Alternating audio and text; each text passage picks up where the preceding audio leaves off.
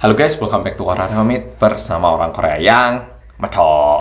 Oke, polo-polo mungkin lihat TikTok, Reels, Shorts, YouTube, ataupun berita. Cukup banyak berita-berita yang bilang kalau orang Korea itu orangnya jahat, dingin-dingin, sangat tidak ramah, ngomongnya juga keras, apalagi ajuma aja sih gitu. Itu pasti polo-polo sering baca di berita-berita dan tidak susah untuk ditemukan. Aku yang tinggal di Indonesia terus pindah ke sini memang bisa merasakan kalau orang Korea itu lebih dingin dibandingkan orang Indonesia. Aku setuju. Tapi setelah aku tinggal di sini berapa tahun sekarang? Udah tahun kelima. Aku mulai bisa menjelaskan kenapa orang-orang Korea itu menjadi orang-orang yang dingin kayak gini. Dan menurutku bukan orang-orangnya itu memang orang-orang jahat, tapi kondisi Korea saat ini membuat orang-orang itu harus menjadi orang-orang yang dingin dan tidak peduli sama orang lain. Kok iso kayak gitu itu gimana Mas Ansol? Langsung tak jelaskan beberapa kejadian yang membuat orang-orang menjadi orang-orang yang dingin.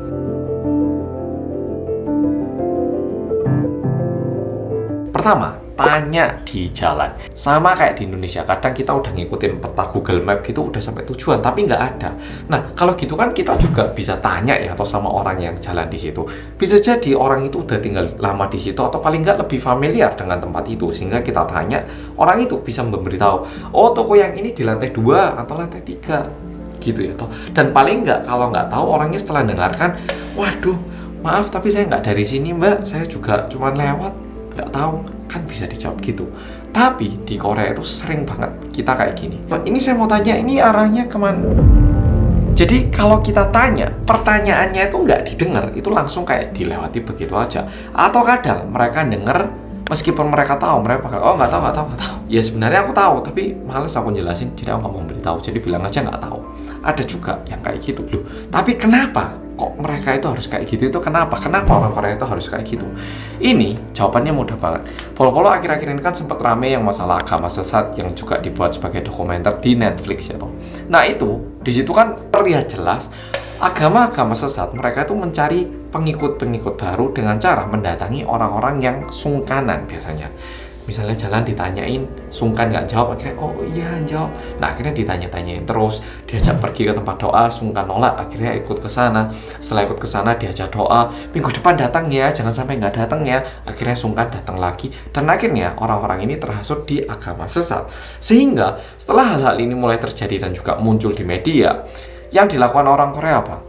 Kalau ada orang nggak kenal tanya jalan atau ngajak bicara jalan, jangan direwes. Bisa jadi kamu masuk agama sesat.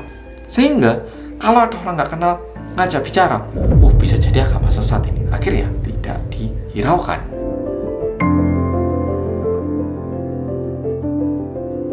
Kedua, nemu dompet. Jujur di Indonesia aku dulu juga kayaknya pernah nemu dompet, pernah kehilangan dompet 2 kali kayaknya.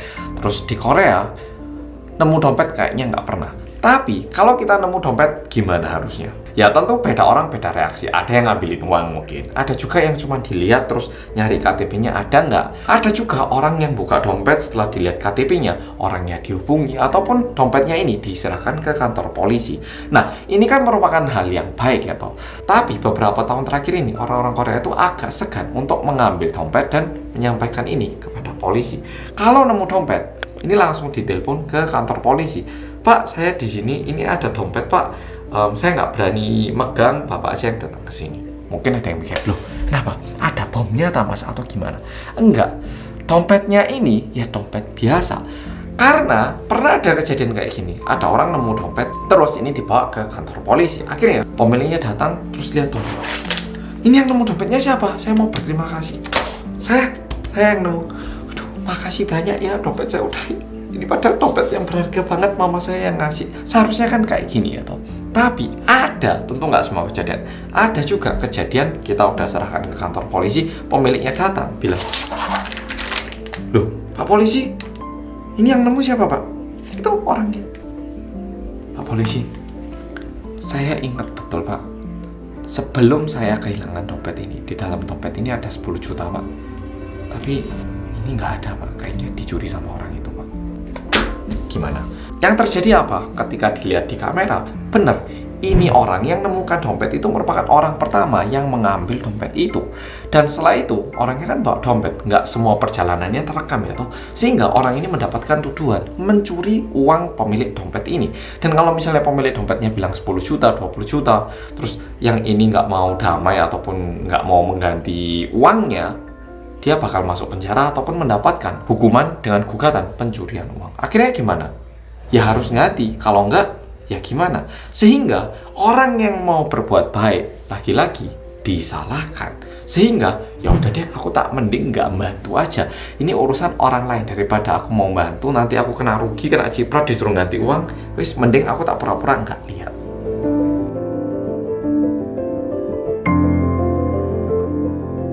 Ketiga, minta tolong.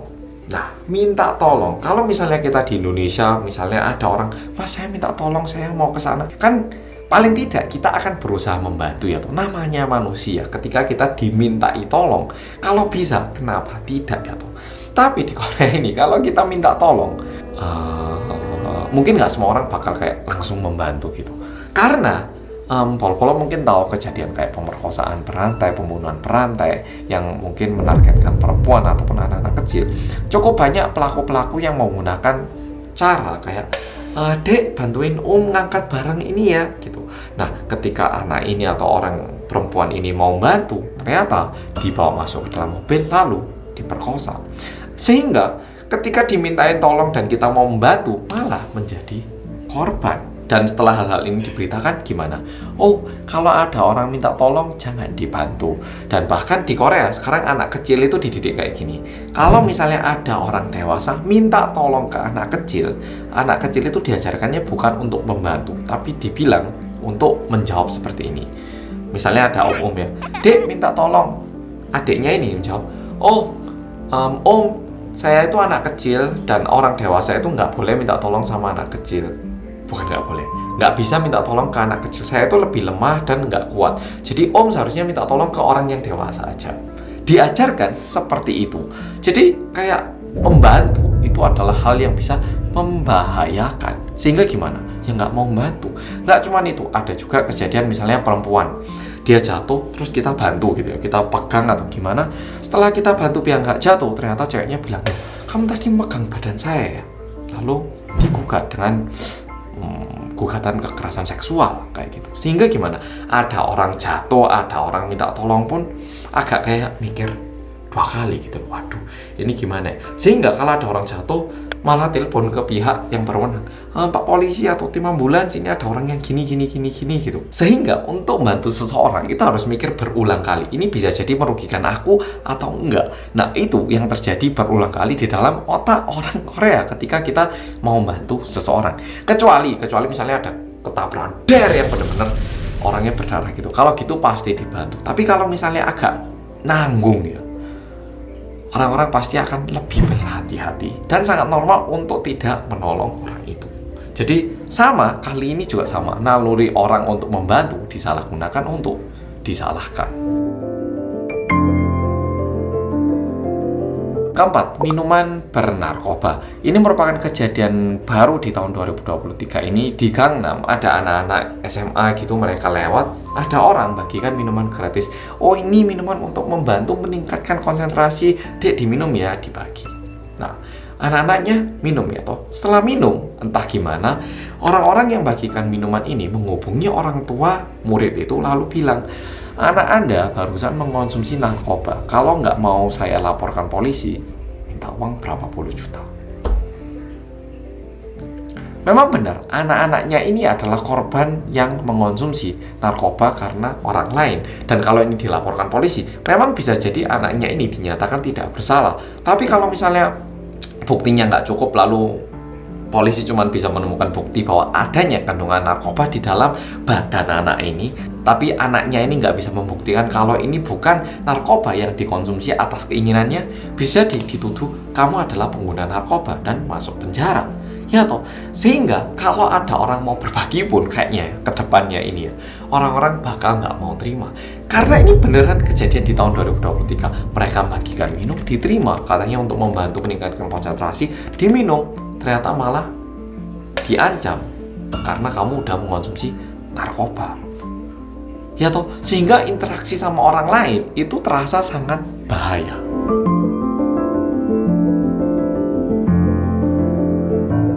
Kelima, paket. Ini merupakan salah satu cara yang digunakan untuk membeli narkoba katanya. Jadi di Korea itu umum banget kalau misalnya kita pesan barang online, barangnya itu ditinggal di depan rumah dan kita tinggal ngambil gitu loh. Tapi kadang ada kalanya kita juga pesan online salah alamat ataupun bapaknya yang nganter salah nganter kan bisa jadi ya toh. Kalau kejadian itu terjadi, kayak aku pun dulu pernah waktu tinggal di rumah yang sebelumnya yang ada 2 tingkat itu, di depan rumahku itu ada paket gitu. Tapi namanya nama cewek, terus ini bukan barang yang aku pesan. Jadi aku lihat ada nomor HP-nya, tak hubungi. Halo mbak, ini kayaknya barangnya salah datang. Mbaknya unit 307, saya di 301 tapi barangnya datang ke kamar saya gitu. Ini saya taruh depan kamar mbaknya ya, nanti diambil aja gitu. Nah, aku pernah kayak gitu. Tapi ternyata akhir-akhir ini kayak gitu pun tidak boleh. Karena jadi ada orang beli narkoba, alamatnya ini dikirim ke rumah orang lain.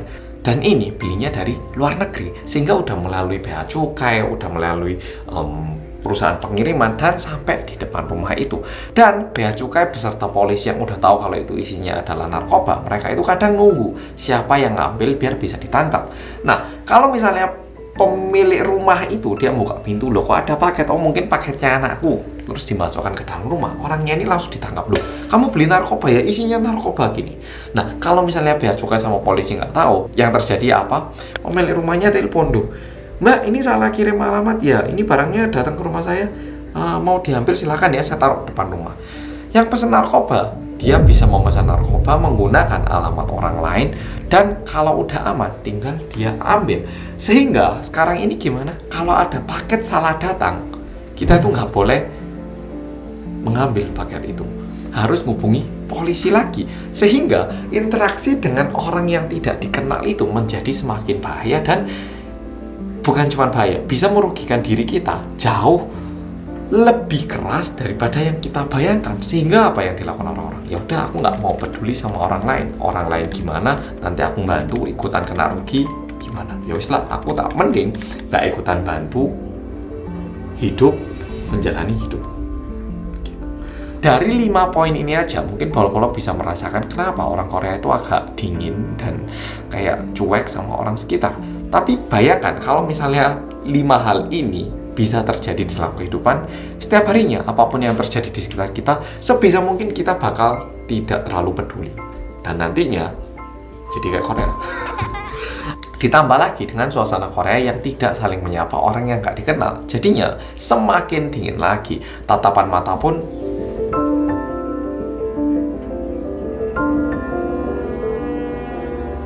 ya gini, ini padahal bukan nggak suka gimana ya, cuman kayak gitu budayanya. Sehingga orang-orang Indonesia ataupun orang-orang asing yang mungkin sangat-sangat nyantai gitu ya, orang nggak dikenal pun halo pagi gitu. Kayak hari ini aku barusan ketemu Bapak Sandiaga Uno pun bilang, beliau sambil lari bilang good morning gitu. Orang Korea kayak itu kok nyapa sih kayak gitu. Jadi kayak gitu, mungkin pola-pola ada yang mikir kalau datang ke Korea, orang Korea itu nggak ramah atau gimana. Tapi benar, terkesan tidak ramah, aku juga setuju. Tapi paling tidak, tahulah kalau itu merupakan salah satu aksi yang dilakukan oleh warga Korea untuk menghindari celaka yang bisa datang ke dirinya. Bisa jadi berupa penipuan, ataupun ditangkap polisi, dan lain-lain. Oke, Polo-Polo, video kali ini sampai di sini. Terima kasih sudah nonton, dan sampai jumpa di video